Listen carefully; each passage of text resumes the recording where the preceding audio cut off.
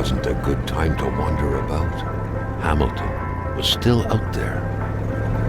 They had set up to meet at the general store, his client's business. Well, actually, the entire village had William Hamilton's name written all over it.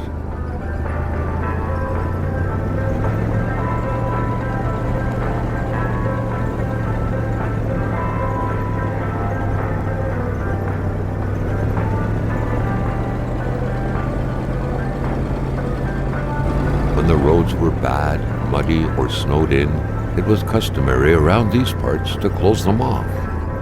But it was also customary to ignore those signs entirely and drive there anyway.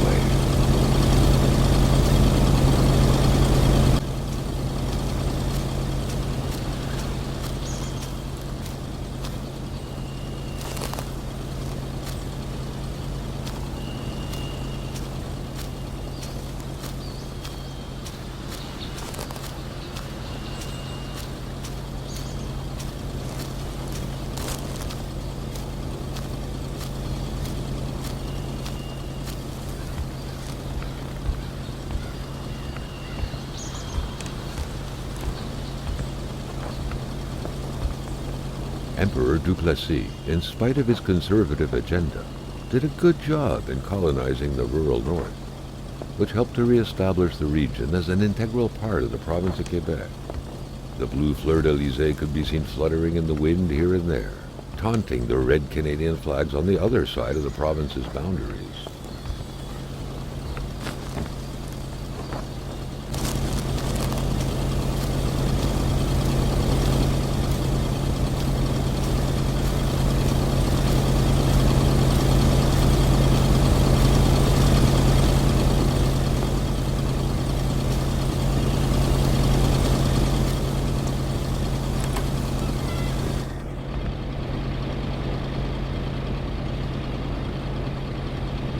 Hamilton no doubt knew who managed the barrier.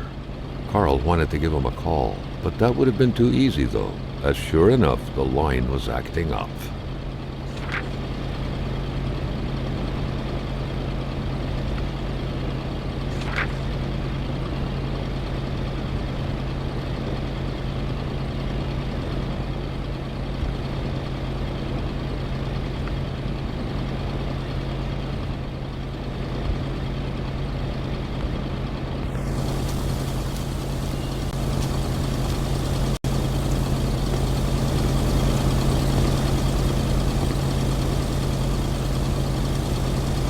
The cutters made quick work of the chain. What better way to investigate vandals than to get into their shoes, Carl, the professional vandal, thought, reveling in the irony of the situation. Hamilton is waiting for Carl in the general store. It was time for him to get down to business.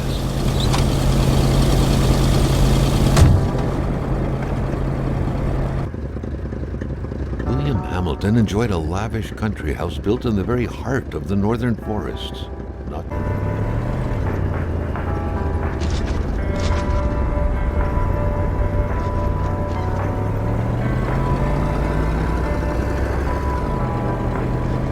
The local populace was divided when it came to the affluent men. Some saw a wealthy philanthropist dedicated to improving the region's economy. Others an aging Englishman who would do anything to further his fortunes. And those ones hated him enough to go on about scheming against him. Hamilton had recently acquired a few local businesses, but the last straw was the reopening of a mine, which gave rise to a wave of protests and threats from the Cree people.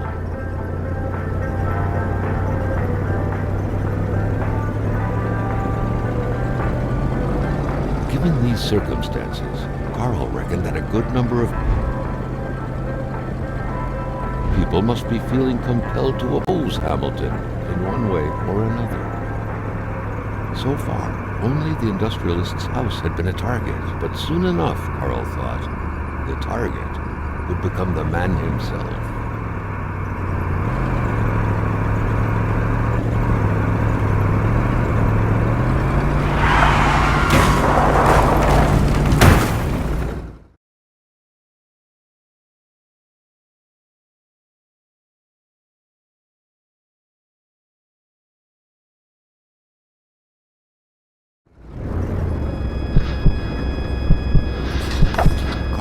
to get out of there. The cold and the pain required urgent care.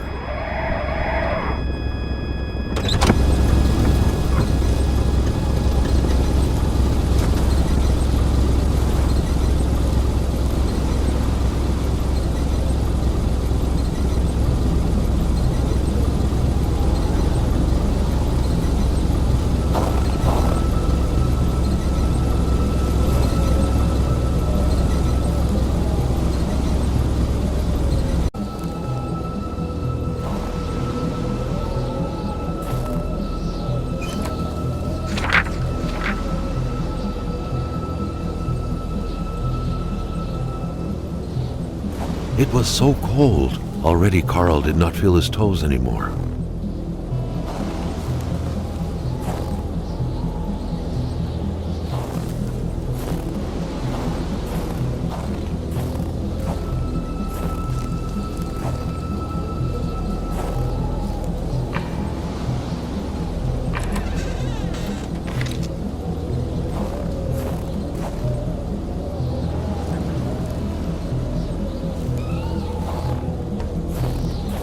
This deep in the country, his last hope was to find an abandoned garage or a farm by the roadside.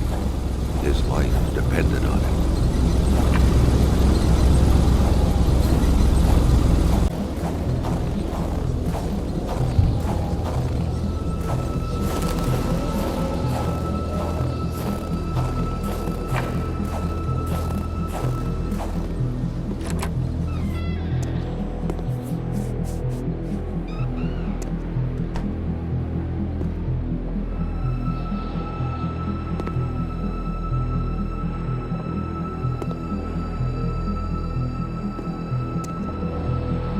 Even better than he had hoped. Carl Faubert had succeeded once more and was now on his way to new adventures.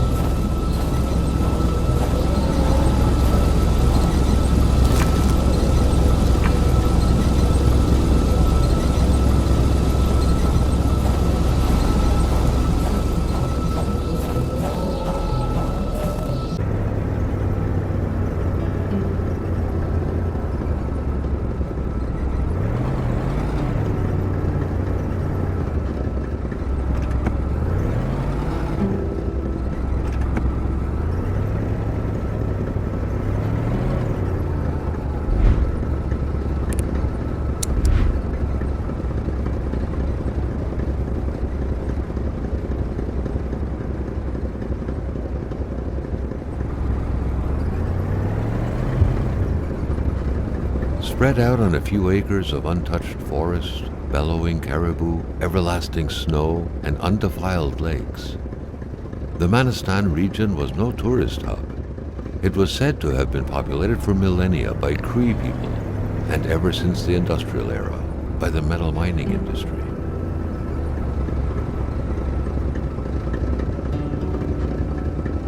He had to stay focused on the task at hand.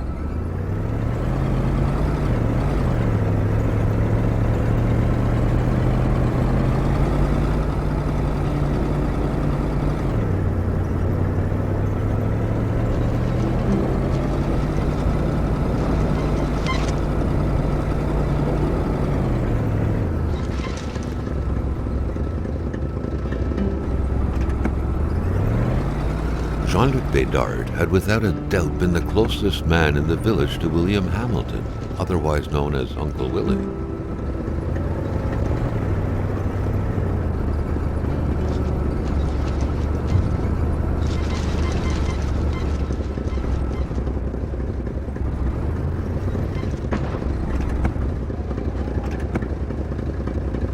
Carl's military training had made him a very punctual man.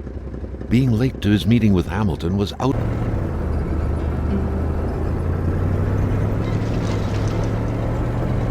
The truck was running on fumes. Good thing that the general store was close by.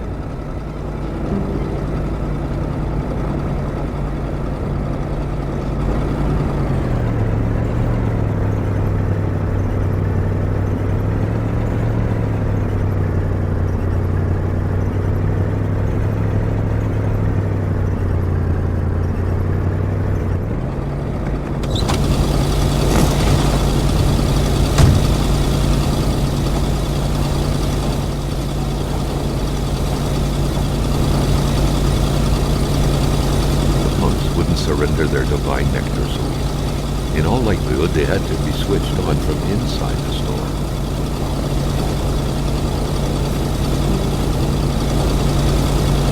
The monks wouldn't surrender their divine nectar so easily.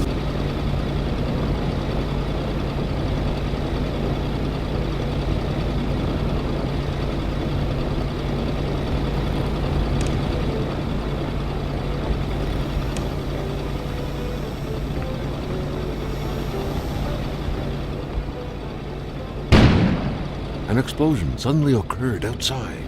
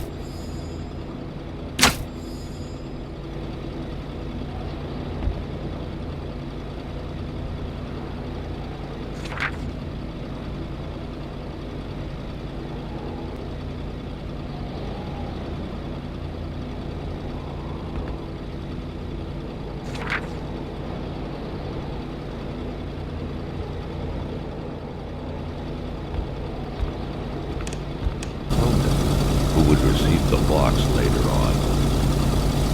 Clever, but not enough. That's what happens to ordinary people playing spy.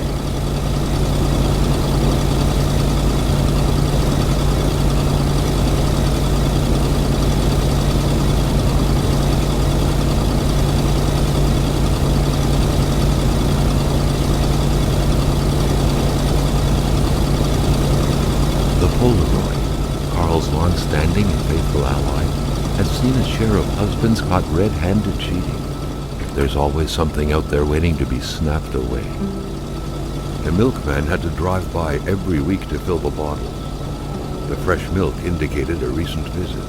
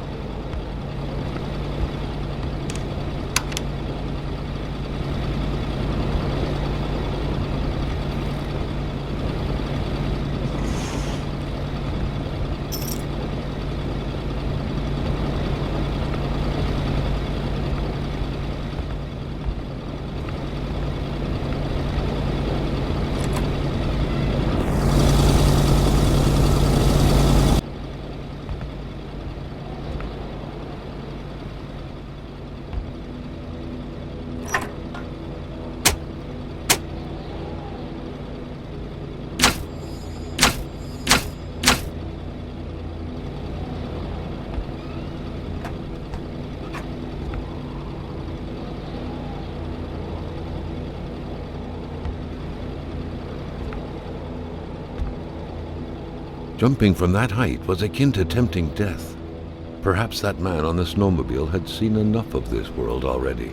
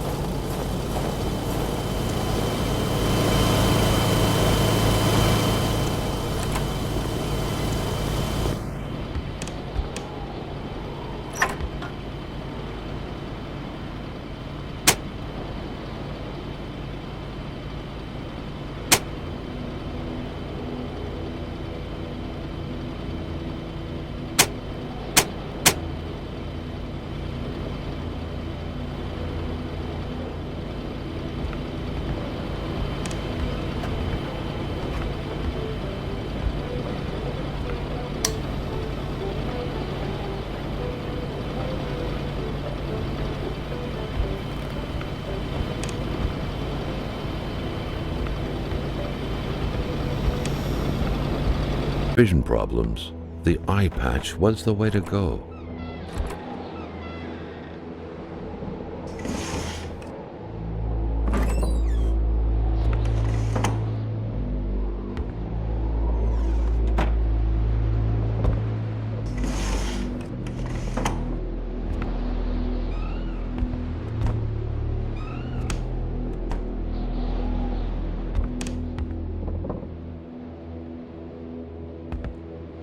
Carl got the trembles as he imagined the excruciating pain that kind of scalpel could no doubt inflict. Within these miserable walls, patients probably felt more like in a slaughterhouse than in a doctor's office.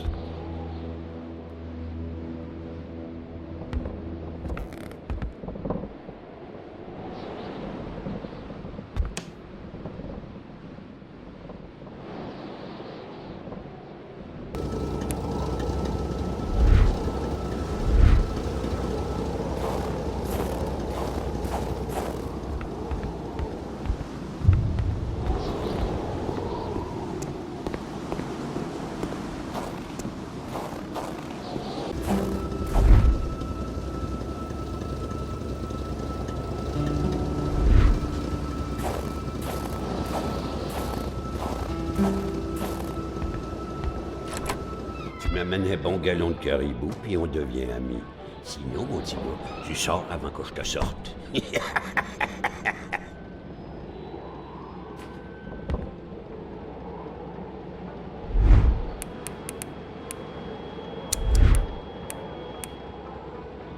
Carl, like many of his contemporaries, felt like he had more trouble breathing when he wasn't smoking. Cigarette was his own personal breathing assistant.